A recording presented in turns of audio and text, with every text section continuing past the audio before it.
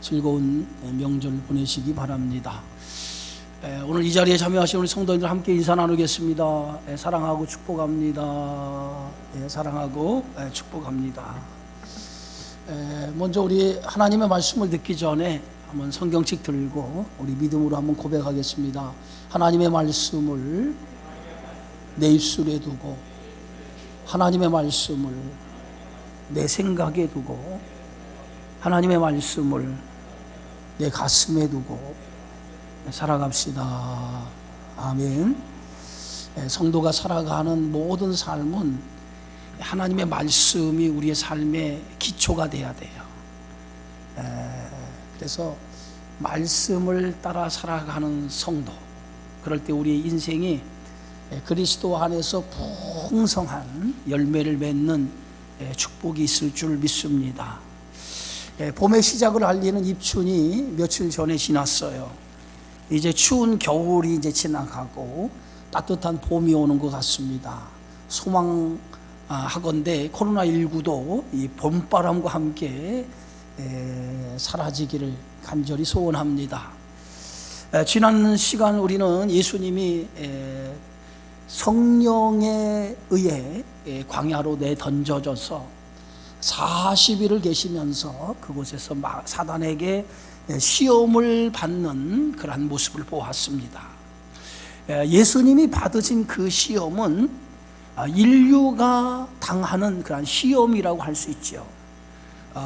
예수님도 이제 공생애를 앞두고 이 사탄에게 시험을 받음을 통해서 이제 인류가 받는 그 시험을 예수님께서 하나님의 말씀으로 통과했던 것을 보게 되어지죠. 그런데 인류에게 있었던 이 시험이 제일 먼저 아담에게 주어졌어요. 이 아담은 사탄의 유혹을 이기지 못하고 선악과를 먹음으로 죄를 지었죠. 그런데 예수님은 이 사탄의 시험을 물리침으로 승리했던 것을 보게 되어지죠. 인간의 근원의 문제는 죄 문제예요. 모든 인간의 불행은 죄로부터 생겨진 결과입니다. 그 결과가 바로 죽음이라고 하는 것이죠.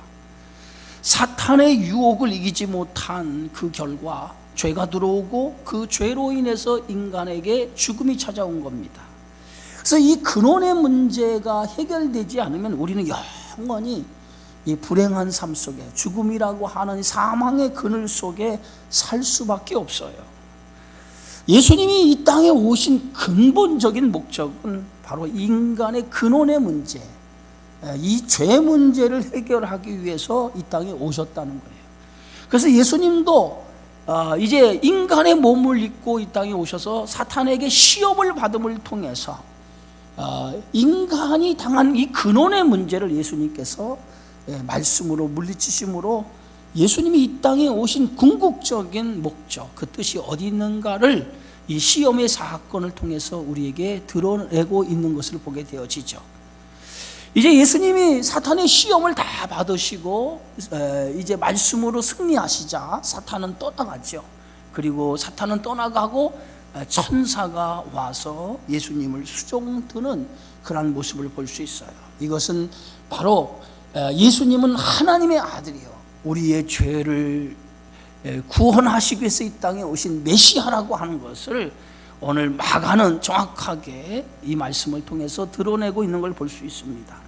오늘 본문의 말씀에 보면 요한이 잡힌 후에 예수께서 갈릴리에 오셔서 하나님의 복음을 전파했다라고 이렇게 기록하고 있어요. 요한이 잡힌 후에 그랬어요. 예수님의 공생애의 시작은 이 세례 요한이 붙잡히는 그러한 시점을 기점으로 해서 본격적인 공생애가 시작이 된 거예요. 우리가 세례 요한은 예수님보다 6개월 먼저 와서 예수님의 길을 예비한 구약의 마지막 선지자라고 할 수 있어요. 그는 예수님보다 6개월 먼저 와서 예수님의 길을 예비한 그러한 삶을 살았어요. 그런데 이 세례 요한은 불의와 맞서다가 결국은 체포가 되고 나중에 목이 잘려 죽는 순교하는 그런 사람이 됐죠. 당시 이 헤롯은 갈릴리와 베레아 지방의 분봉왕입니다. 이 헤롯이라고 하는 이 안티파스는 그 나바테이라고 하는 공주와 결혼을 했어요. 근데 나중에 그의 동생 빌립의 아내 헤로디아를 유혹해서 아내로 삼게 되어지죠. 그래서 동생의 아내를 아내로 삼는 반인륜적인 행태를 보이게 되어져서 이 세례 요한은 그러한 불의, 잘못된 것을 묵과하지 아니하고 그 헤롯의 그 잘못됨을 고발하게 되어집니다. 결국은 그것으로 인해서 요한은 붙잡히게 되고 감옥에 갇히게 되고 나중에 목이 잘려 순교를 하게 되어졌던 것을 봅니다. 예수님의 공생의 이제 활동을 이제 예수님이 하게 되어지는데 그 장소가 어디냐면 갈릴리라고 하는 지역이었어요. 예수님 당시 이 갈릴리라고 하는 지역은 아주 낙후되고 천한 사람들이 사는 지역이었어요. 그래서 그 갈릴리라고 하는 이 지역은 유대 지역 가운데 이방인들이 많이 살던 지역, 그래서 유대인들이 이방인과 섞여 살던 지역이었고, 그래서 어느 도시보다도 이 갈릴리라고 하는 지역은 이방인의 영향을 많이 받았던 그러한 지역이었습니다. 그래서 이 갈릴리의 사람들은 유대인들로부터 멸시와 천대를 받는 그런 사람들이었어요. 그런데 예수님의 사역의 시작을 바로 이런 멸시와 천대를 받는, 사람들이 손가락질을 하는 그러한 곳에서 예수님의 공생애가 시작이 되었다는 거예요. 오늘 마태복음 4장에 보면 이 갈릴리라고 하는 이 지역이 어떤 땅인가를 이렇게 표현하고 있어요. 스불론 땅과 납달리 땅과 요단강 저편 해변길과 이방의 갈릴리요, 흑암에 앉은 백성이 큰 빛을 보았고 사망의 땅과 그늘에 앉은 자들에게 빛이 비쳤도다. 오늘 갈릴리라고 하는 지역을 이사야 선지자가 예언을 하는데 그 땅이 어떤 땅이냐, 이방의 갈릴리, 흑암에 앉은 백성들이었다 그랬어요. 그러니까 어둠 속에서 정말 살아가는 그러한 사람들이 사는 곳, 그게 갈릴리라고 하는 지역이었다라고 하는 거예요. 그런데 그 땅에 예수님의 그 사역이 시작됨으로 인해서 한 줄기 생명의 빛이 그 절망과 어둠 속에 살고 있던 그들에게 빛이 비치기 시작했다는 거예요. 예수님은 이제 그 이방의 땅, 이 갈릴리라고 하는 그 지역에 가서 예수님이 전하는 그 복음은 뭡니까? 오늘 성경의 말씀에 보니까 때가 찼고 하나님의 나라가 가까웠으니 회개하고 복음을 믿으라. 근데 여기서 예수님께서 뭐라고 하시죠? 갈릴리에 오셔서 하나님의 복음을 전파하여, 그래서 하나님의 복음을 전파하여, 그래서 이 하나님의 나라의 소식을 전하는, 하나님의 나라의 복음을 전하는, 그것이 예수님이 갈릴리에서의 사역의 시작이었다는 거예요. 그러니까 예수님이 전한 이 복음이 뭐예요? 이 복음이라고 하는 것은 기쁜 소식, 좋은 소식이라고 하는 거죠. 헬라어로 말하면 유앙겔리온이라고 하는 이 말의 뜻인데, 기쁘고 좋은 소식이라는 거예요. 그러니까 그 절망의 삶 속에 살아가고 있는 이들에게 하나님의 나라의 복음을 통해서 기쁜 소식을 저들에게 전하기 시작했다는 거예요. 그러면서 오늘 성경의 말씀, 때가 찼고 하나님 나라가 가까웠으니 회개하고 복음을 믿어라. 때가 찼다는 거예요. 이 때는 어떤 때를 가리킵니까? 하나님의 작정하신 그 때가 됐다는 거예요. 모든 인류를 이 절망에서 구원하시기 위한 하나님이 계획하시고 작정하신 그 때가 되어서 하나님의 나라가 이제 임하게 되어졌다라고 하는 것이에요. 그래서 하나님의 나라가 가까이 왔다라고 하는 것은 하나님이 정하신 그 시간에 하나님의 역사가 인간 속에 개입하셔서 하나님의 구원의 역사가 이제 시작이 되었다는 거예요. 그런데 그 구원의 역사의 시작을 누가 하십니까? 바로 하나님의 아들이신 예수가 이 땅에 오셔서 하나님의 나라의 복음을 전하기 시작했다는 거예요. 그것은 하나님이 정하신 그 시간에 하나님의 구원의 역사가 이제 시작됐다라고 하는 것을 의미하는 줄 믿습니다. 우리가 잘 아는 창세기에 보면 그 야곱의 12 아들 중에서 11번째 아들인 요셉이 형들의 미움과 시기를 받고 애굽의 종으로 팔려지는 일이 일어나죠. 요셉은 형들의 미움과 시기로 애굽에 팔려졌을 때에 요셉은 형들이 나를 미워해서 나를 죽이려고 하다가 이렇게 애굽의 종으로 팔았다라고 생각을 했어요. 요셉은 애굽에 던져져서 많은 우여곡절을 겪어요. 그리고 결국은 요셉은 애굽의 그 큰 나라의 총리가 됩니다. 총리가 되어서 극적으로 자신을 애굽의 종으로 팔았던 형제들을 상봉을 하게 되어져요. 그때에 요셉은 자신이 애굽에 던져진 그 목적을 깨닫게 되어져요. 그 이유를 알게 되어져요. 바로 하나님의 경륜과 섭리의 역사에 눈이 열려져요. 그래서 자신이 애굽에 던져진 것은 형들의 시기와 미움을 통해서 나를 던져진 것이 아니라 이것이 하나님이 계획한 작정한 일이었다라고 하는 것을 깨닫게 되어져요. 예? 애굽의 총리가 된 것도 우연이 아니고 그것은 자신의 형제들뿐만 아니라 후손들을 구원하시고자 하는 하나님의 큰 구원의 계획이었다라고 하는 것을 그는 깨닫게 되어져요. 그러면서 하나님이 자신을 이곳에 보낸 것은 그 때를 위해서, 이 때를 위해서 자신을 보내신 것이다 라고 하는 것을 오늘 창세기 45장이 이렇게 고백하죠. 당신들이 나를 이곳에 팔았다고 해서 근심하지 마소서, 한탄하지 마소서. 하나님이 생명을 구원하시려고 나를 당신들보다 먼저 보내셨나이다. 그러니까 하나님의 그 구원의 역사를 이루기 위해서 자신을 이렇게 보냈다는 거예요. 그것이 하나님의 정하신 때라는 거죠. 여러분, 우리의 인간의 역사 속에 항상 하나님의 그 때, 하나님이 정하신 그 시간의 때에 하나님이 역사하시는 것을 여러분 믿으시기 바랍니다. 인간의 시간 속에 우리는 그 시간 속에 우리는 어려움을 당하면 우리가 어떻게 할 줄을 알지 못해요. 그러나 하나님이 계획하시고 작정하시면 시간과 공간을 속에 들어와서 하나님의 역사가 이루어진다는 거예요. 믿으시기를 주의 이름으로 축원합니다. 그래서 오늘 본문의 말씀에 보면 때가 찼고 하나님의 나라가 가까이 왔다 그래요. 가까이 왔다. 예? 때가 찼다. 이제 하나님이 정하신 시간이 되었다는 거죠. 그래서 하나님의 나라가 가까이 왔다. 하나님의 나라가 가까이 왔다라고 하는 것은 지금 미래적인 것이 아니라 이제 하나님의 나라가 영어 성경에 보면 The kingdom of God has come이라고 이미 왔다라고 이렇게 얘기하고 있어요. 그러니까 예수님이 하나님의 나라의 임금이잖아요. 임금. 왕이잖아요. 왕이신 그분이 이 땅에 오심으로 인해서 하나님의 나라가 우리 가운데에 임하게 된 거예요.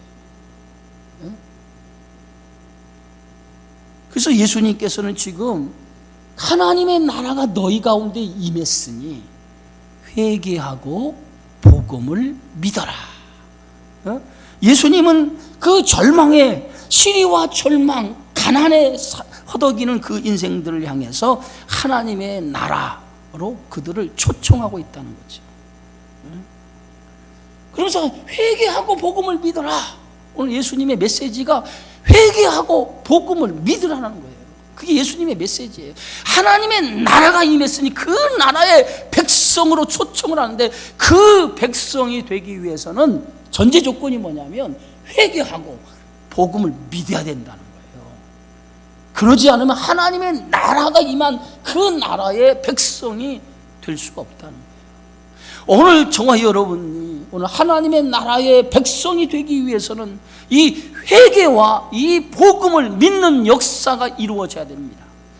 그것을 믿는 사람, 이 하나님의 이 복음을 믿는 사람은 하나님 나라 백성입니다.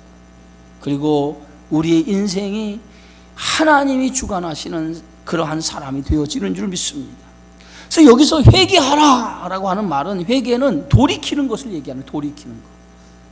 이전에 살던 삶에서 방향을 돌이키는 것, 그게 회개예요. 회개하라라고 하는 예수님의 말씀은 이전에 살던 삶에서 방향을 돌이켜서 새로운 방향으로 삶을 살아가라고 하는 그러한 예수님의 말씀이었다라고 하는 거죠. 내가 주인 되었던 삶에서 하나님이 주인 되는 삶으로 바꾸는 거예요. 그래서 회개라고 하는 이 단어는 헬라어로 메타노니아라고 하는 것인데, 이 메타라고 하는 말은 바꾸다, 노니아, 생각을 바꾸다라고 하는 뜻을 가지고 있어요. 새로운 삶으로 우리의 생각과 우리의 인생의 방향을 바꾸어 살아가는 것, 그 회개라는 거예요. 지금까지 살던 삶에서 새로운 삶의 방향으로 목적을 두고 살아가라는 거예요. 그 방향과 목적이 뭐냐면 하나님의 나라 백성으로 그 가치와 그 방향의 목적에 따라서 살아가라고 하는 것이 예수님께서 오늘 갈릴리 그 이방의 땅에 전했던 복음의 메시지가 되어지는 줄 믿습니다. 많은 성도들이 회개라고 할 때 그 회개를 눈물 흘리고 잘못을 뉘우치는 것, 그것이 회개라고 알고 있어요. 그런데 회개는 눈물을 흘리고 잘못을 뉘우치는 것, 그것이 회개라고 할 수 없어요. 회개는 삶을 돌이키는, 내가 이전에 살아왔던 삶을 청산하고 새로운 삶으로 새롭게 내 인생을 시작하는 것이 회개인 거예요. 눈물 흘리고 우리가 잘못을 회개하고 뉘우치는 것으로 끝난다면 그건 진정한 회개가 아니에요. 오늘 예수님이 말씀하는 회개는, 회개하라라고 하는 것은 지금까지 살던 삶에서 방향을 터나라는 거예요. 아주 새로운 삶으로, 하나님이 원하시는 삶으로 나의 인생을 새롭게 시작하고 살아가라는 거예요. 그게 회개인 거예요. 삶의 방향을 돌이키지 않으면 그거는 진정한 회개가 아니라고 하는 것입니다. 주님은 회개하라, 지금까지 살아왔던 삶에서 돌아서서 새로운 하나님의 나라의 백성으로 살아갈 것을 촉구하는 말씀이 회개하라고 하는 말씀이었어요. 또 하나 예수님께서는 회개하고 복음을 믿으라라고 말합니다. 복음을 믿으라. 복음을 믿으라고 하는 것은 하나님의 말씀을 받아들이라는 거예요. 하나님의 나라의 임금이 왔으니 그 나라의 임금을 믿음으로 받아들이라는 거예요. 그래서 믿음으로 받아들여서 하나님의 나라의 백성에 참여하라는 거예요. 믿음으로 받아들이지 않으면 너희들 안에 구원이 이루어질 수 없다는 거예요. 여러분, 구원은 하나님의 선물이죠. 하나님의 초청을 받아들인 자들에게 주어지는 선물이 구원입니다. 그래서 오늘 예배서 2장 8절에 보니까 그 은혜, 너희는 그 은혜에 의하여 믿음으로 말미암아 구원을 받았으니 이것은 너희에게서 난 것이 아니요 하나님의 선물이라. 하나님이 선물로 주어지는 것이 구원이에요. 우리의 어떤 의로움을 통해서, 우리 어떤 착하고 의로운 행동을 통해서 얻어지는 것이 아니라 하나님이 주신 선물로 주어지는 것이 이 구원이거든요. 그래서 오늘 예수님은 내가 하나님의 나라의 왕으로 왔으니 너희가 이 왕으로 하나님의 나라를 너희들을 초청하니 너희가 그 초대에 응하라는 거예요. 그것을 예수가 하나님 나라 임금인 것을 믿고 그분을 받아들이라는 거예요. 그럴 때에 너희 안에 하나님의 나라가 임하게 된다는 거예요. 오늘 예수님은 이제 공생애를 시작하시면서 제일 먼저 예수님이 공생애 사역의 첫 번째는 뭡니까? 하나님의 나라의 복음을 전하고, 두 번째 오늘 말씀에 보면 사람을 부르는 모습을 봐요. 사람을 불러요. 제자를 부르시는 장면을 볼 수 있어요. 예수님께서 이 제자를 부르신 이유가 어디 있냐면 하나님의 일을 사람을 통해서 하겠다고 하는 거예요. 그것이 예수님이 제자를 부르신 이유였어요. 그런데 오늘 이 사명이 오늘 저와 여러분에게 있는, 저와 여러분을 부르신 목적, 이 교회를 세우신 목적이 어디 있냐면 오늘 하나님의 나라의 복음을 전하기 위해서, 하나님의 나라의 복음의 확장을 위해서 저와 여러분을 부르시고 이 교회를 세워주신 줄 믿습니다. 그래서 예수님은 공생애를 시작하시면서 제일 먼저 제자를 먼저 불러요. 제자를 먼저 삼으시고 그 제자를 통해서 이제 본격적으로 하나님의 나라 확장을 하기 시작하죠.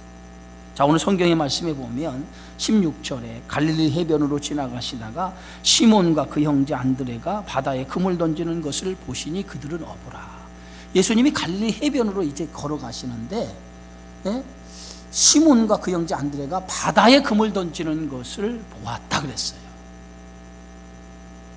이 갈릴리라고 하는 이곳은 오늘 성경에 보면 바다로 이렇게 써 있잖아요. 바다에 그물 던지는 것을 보시니 그랬는데, 사실은 이 갈릴리는 바다가 아니에요. 호수예요, 호수. 성경에도 이 갈릴리라고 하는 이 호수의 지명이 여러 지명으로 나타났죠. 게네사렛 호수, 어떤 때는 디베라 바다, 이렇게 동일한 곳을 이렇게 표현을 했어요. 근데 사실은 이 갈릴리라고 하는 것은 호수예요. 길이가 21km 정도 되고 넓이가 한 12km 정도 되는 호수입니다. 그러니까 이렇게 돼 있어요. 이렇게, 그러니까 위에서 이렇게 길게 되어 있는 이것이 갈릴리 호수였어요. 근데 이 갈릴리 호수에는 많은 어종이 살았다는 거예요. 많은 물고기가 있었다는 거예요. 그래서 거기에는 그 많은 물고기가 서식하고 있기 때문에 그 어부들이 굉장히 많았다는 거예요. 고기 잡는 어부들이 굉장히 많았고 그들이 생업으로 그 일을 하고 있었다는 거예요. 그런데 예수님께서 이제 이 갈릴리 이 해변을 걸어가시다가 시몬이라고 하는 사람과 안드레라고 하는 사람이 바다에 그물 던지는 것을 본 거예요. 그리고 주님이 그들에게 이렇게 말씀하죠. 나를 따라오라. 내가 너희로 사람을 낚는 어부가 되게 하리라. 예수님께서 나를 따라오라. 그들에게 사람을 낚는 어부가 되게 하리라 그랬어요. 예? 예수님께서 지금 제자 그 시몬과 그 안드레에게 나를 따라오라. 사람 낚는 어부가 되게 하리라. 예수님께서 그들을 지금 초청하고 있는 거예요. 무엇으로 초청합니까? 하나님의 나라의 확장을 위해 복음을 전하는 제자로 지금 예수님이 부르시는 거예요. 저들이 지금까지 살아왔던 삶은 어떤 삶이었습니까? 저들이 지금까지 살아왔던 삶은 그 갈릴리라고 하는 그 호수 주변에서 고기를 잡는 어부였어요. 평생을 그들은 어부로 살아왔던 사람들이었어요. 그런데 예수님께서 그들을 나를 따라오라. 내가 사람을 낚는 어부가 되게 하리라고 하는 그 부름을 통해서 그들의 인생에 뭡니까? 이제 고기 잡는 어부의 삶에서 사람을 낚는 어부의 삶으로 새로운 삶으로 너의 인생을 시작하라고 예수님이 불러주신 거예요. 그것이 바로 뭐야? 제자로서 예수님이 불러주셨다는 거예요. 여러분, 제자라고 하는 것은 어떤 의미를 가져오냐면 그분의 뜻과 그분이 원하는 삶을 살아가는 것이 제자죠. 근데 예수님은 지금 그 베드로와 그 안드레, 요한, 오늘 성경에 등장하는 그들을 예수님께서는 당신의 제자로 부르는 거야. 예수님의 뜻을 따라 살아가는 제자로 예수님이 불러주신 거예요. 그런데 오늘 그 부름을 받고 그들이 어떻게 예수님의 부름에 응답했습니까? 오늘 마가복음 1장 18절에 보니까 곧 그물을 버려두고 예수를 따랐다 그랬어요. 곧 그물을 버려두고 나를 따라오라. 내가 너희를 사람 낚는 어부가 되게 하리라고. 너희가 지금까지 살아왔던 삶의 자리를 버리고 새로운 삶으로 새롭게 너희의 인생을 시작하라고 하는 그리스도의 제자, 하나님의 나라의 제자로 살아가라고 하는 주님의 부름에 그들이 곧 그물을 버려두고 예수를 따랐다라고 이렇게 말하고 있어요. 그런데 오늘 성경의 말씀에 보니까 곧이라고 하는 단어가 두 번 연거푸 나오죠. 예? 오늘 본문의 말씀 보면 18절에 곧 그물을 버려두고 따르니라, 20절에도 곧 부르시니 그 아버지 세베대를 품꾼들과 함께 배에 버려두고 예수를 따라가니라. 곧. 여러분, 마가복음을 기록한 목적이 어디 있어요? 제가 마가복음을 시작하면서 첫날 이 마가복음은 당시 로마 체제하에 고난과 핍박받는 그리스도인들을 위해서 쓰여진 책이 이 마가복음이라고 하는 최초의 복음서라고 했습니다. 그것이 마가복음을 기록한 목적이었어요.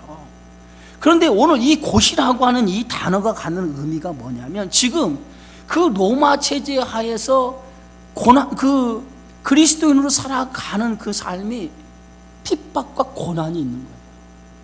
그래서 그들은 내가 예수를 믿어야 되는지, 아니면 예수를 믿지 않고 포기해야 되는 건지, 내가 믿음을 버려야 돼, 이 기로에 서인 거예요. 내가 이 고난과 핍박 속에서 예수를 믿을 것인지, 아니면 이 고난과 핍박 속에서 예수를 포기하고 그냥 내가 일상 속에서 그냥 이 고난과 핍박 당하지 않는 삶을 살 것인지, 그런 기로에 서 있었단 말이에요. 그런 기로에 서 있는 이들에게 오늘 이 곧이라고 하는 단어가 2번 들어갔다라고 하는 것은, 그리스도를 믿는 하나님의 제자로 살아가는 삶이 어떤 삶이냐, 그 삶은 하나님의 말씀 앞에 순종하며 배와 그물을 버려두고 아버지를 버리는 것처럼 그러한 희생이 따르는 것이 그리스도를 따르는 일이라고 하는, 제자의 삶이라고 하는 것을 오늘 마가는 이 짧은 내용 속에서 그것을 담고 있다는 거예요. 그리스도인으로 살아간다라고 하는 것은 오늘 우리 앞에 닥친 많은 환난과 고난이 있지만은, 그러나 그런 희생을 가지고 주님의 뜻을 따라 살아간다는 거예요. 그래서 새로운 삶을 시작하기 위해서는요, 새로운 삶을 시작하기 위해서는 반드시 희생과 고난이 없으면 새로운 삶을 시작할 수 없어요. 지금까지 살아왔던 삶에서 그것을 버리고 새로운 삶으로 시작하는 것은 뭐가 뒤따르면 반드시 나를 내려놓는 고난과 희생이 뒤따르는 거예요. 그것을 감내하지 않고서는 하나님의 나라의 백성은 더 좋은 가치를 위해서 살아가는 하나님의 사람이 될 수 없다라고 하는 것이에요. 여러분, 아브라함은 75살에 하나님의 부름을 받았어요. 그때까지 아브라함은 어디에 살았습니까? 하나님을 전혀 알지 못하는 갈대아 우르라고 하는 곳에서 우상을 섬기며 살아갔던 사람이었어요. 근데 어느 날 하나님께서, 영광의 하나님이 그의 삶 속에 나타난 거예요. 꿈 속에 나타난 거예요. 이상 중에 나타난 거예요. 그러면서 아브라함에게 뭐라고 말씀하시냐면, 너는 너의 고향과 친척과 아버지 집을 떠나 내가 내게 보여줄 땅으로 가라. 내가 너로 큰 민족을 이루고 내게 복을 주어 내 이름을 장대하게 하리니 너는 복이 될지라 라고 하나님께서 아브라함의 인생 속에 개입하셔서 아브라함에게 이렇게 약속하시면서 말씀하십니다. 그 하나님의 약속의 말씀을 받고 아브라함은, 오늘 성경의 말씀에 보면 창세기 12장 4절에 보면 이 아브라함은 여호와의 말씀을 따라갔다라고 기록하고 있어요. 그러니까 한번 생각해 보세요. 하나님을 전혀 알지 못하는 그 아브라함에게 어느 날 갑자기 하나님이 이상 중에 나타나서 너의 본토 친척 아버지 집을 떠나라고 하는 이 어마무시한 말씀을 하면서 약속을 줬단 말이에요. 그러면은 아브라함이 그 말씀을 받고 나서 그 말씀대로 따라간 것이 쉬운 일이겠어요? 이건 굉장히 어려운 일이었어요. 지금 시대가 아니라 이 시대에 하나님의 말씀을 받았던 이 아브라함이 살던 시대는 고대 시대예요. 고대 시대는요, 자기가 살던 터전을 떠나는 거 곧 죽음을 의미하거든요. 근데 아브라함에게 하나님께서 내가 살고 있는 그 터전을 떠나라는 거예요. 그리고 내가 지시한 땅으로 가라는 거예요. 그리고 그 약속을 너에게 이루겠다는 거예요. 고향과 친척과 아버지 집을 떠나라. 살던 모든, 지금까지 살던 너의 모든 것을 다 버리고 새로운 삶을 시작하라는 거예요. 쉬운 일이 아니죠. 근데 아브라함은 하나님의 말씀을 따라갔다는 거예요. 결국은 하나님의 약속을 붙들고 살아가는 하나님의 자녀가 되기 위해서는 반드시 자기를 희생하는 희생이 따르지 아니하면 영원한 가치인 하나님의 나라의, 그 백성의, 그 나라의 가치를 얻을 수 없다는 거예요. 그래서 오늘 지금 베드로와 요한, 안드레, 오늘 성경에 등장하는 야고보, 이들은 뭡니까? 이들은 예수님의 부름을 받고 그 귀한 자신들이 지금까지 살아왔던 삶의 모든 것이 배, 그물, 자기 집이잖아요. 그 모든 것을 다 예수님의 부름을 받고 나를 따라오라, 내가 너희로 사람을 낚는 어부가 되게 하리라고 하는 말씀을 듣고 그들이 곧 즉각적으로 주의 말씀 앞에 자기의 모든 것을 내려놓고 희생하면서 주님을 따르기 시작했다. 오늘 제자의 삶은 어떤 삶입니까? 제자의 삶이라고 하는 것은 오늘 우리에게 예수님께서 가르쳐 주신 말씀이 뭐냐면, 나를 내려놓지 않고 나를 희생하지 아니하고서는 제자가 될 수 없다는 거예요. 그래서 제자가 되는 첫 번째 조건은 뭐냐? 희생이에요. 희생. 근데 주님은 오늘 우리에게 무엇을 요청하냐면 희생의 제자로 우리를 예수님이 지금 초청하고 있다는 거예요. 여러분, 예수를 믿는 것으로 만족하십니까? 여러분, 예수를 믿는 것으로 만족하시냐고요? 성도로서 만족하냐고요? 내가 구원받은 사람으로서 만족하냐고요? 우리는 여기에 만족을 해서는 안 돼요.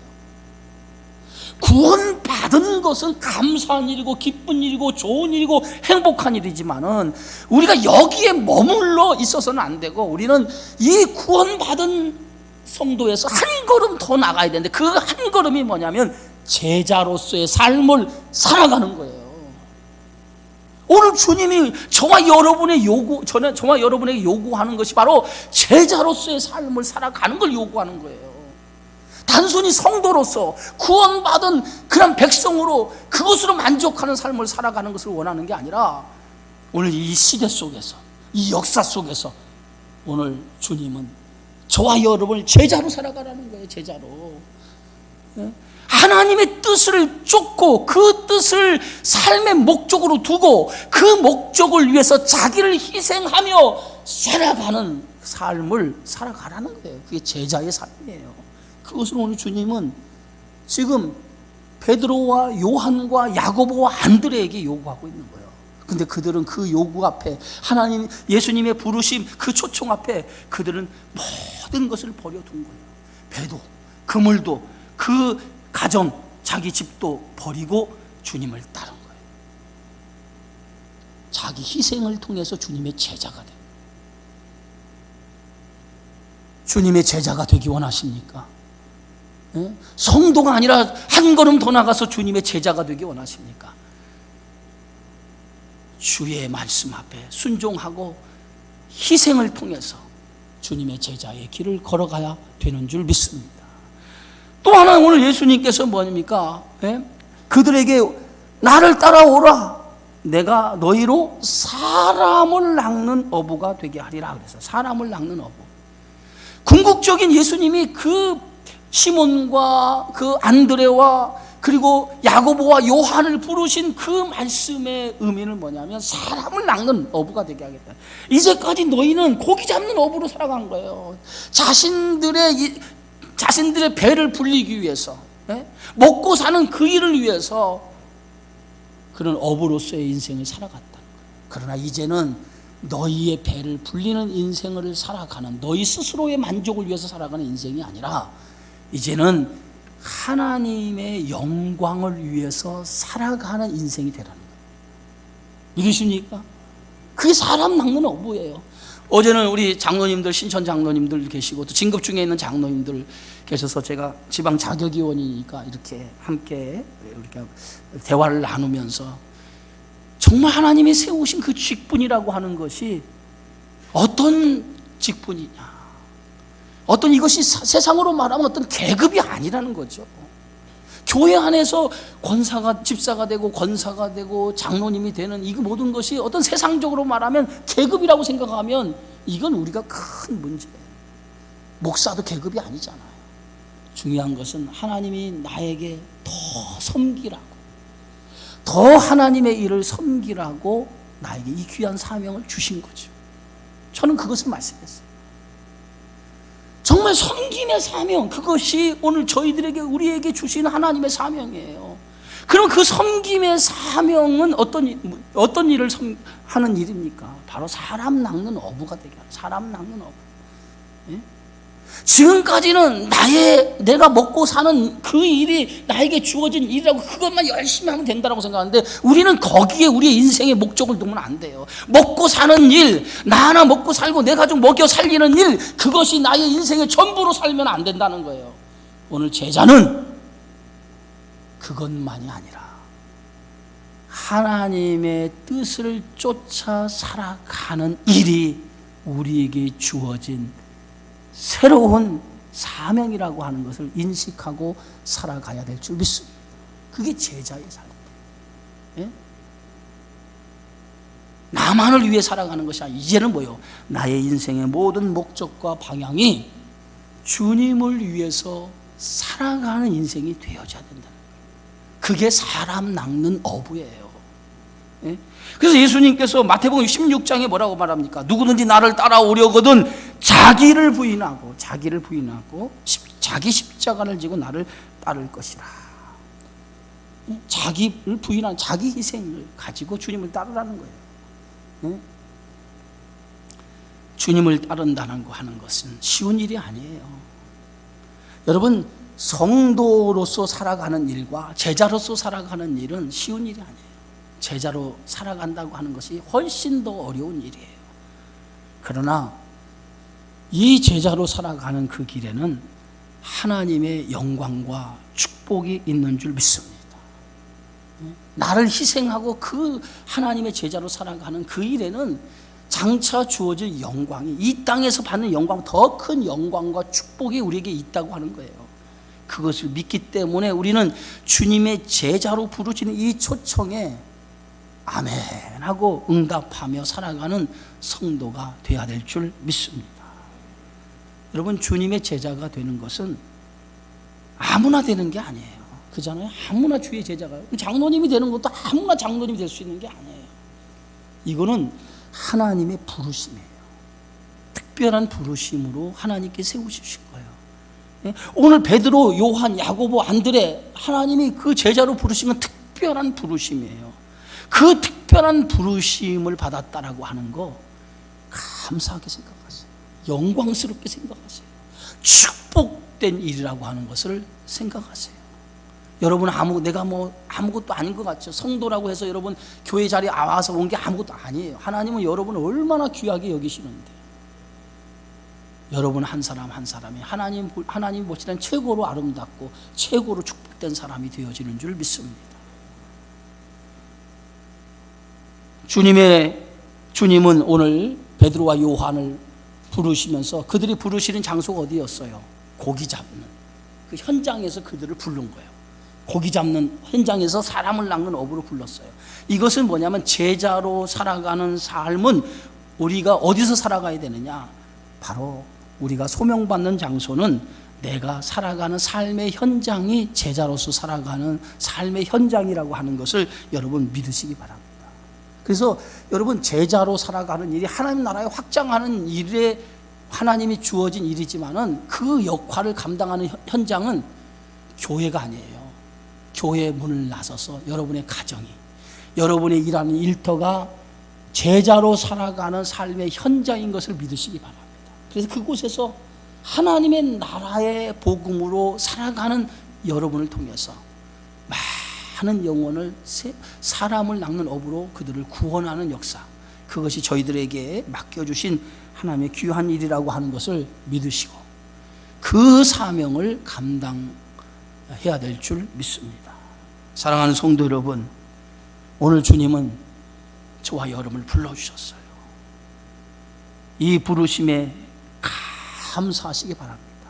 그러나 이 부르심에 머물지 마시고 제자로 한 걸음 더 나가서 주님과 깊은 교제를 나누고 주님의 뜻을 이루어서 인생의 방향과 목적이 주님 안에 두고 그 뜻을 위해서 살아가는 그런 성도가 되어서 정말 주님이 기뻐하시는 그러한 제자로서의 삶을 살아가기를 주님의 이름으로 축원합니다. 기도하겠습니다. 주의 은혜 고맙습니다.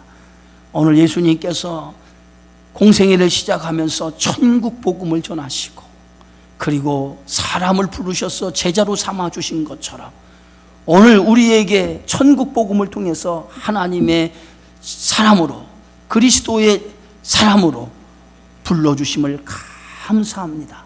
이제 부르심에 응답하여 성도가 되었으니 한 걸음 더 나가서 주님의 뜻을 따라 살아가는 제자로서의 삶을 살아가는 우리 모두가 되게 하여 주옵소서. 예수님의 이름으로 기도하옵나이다.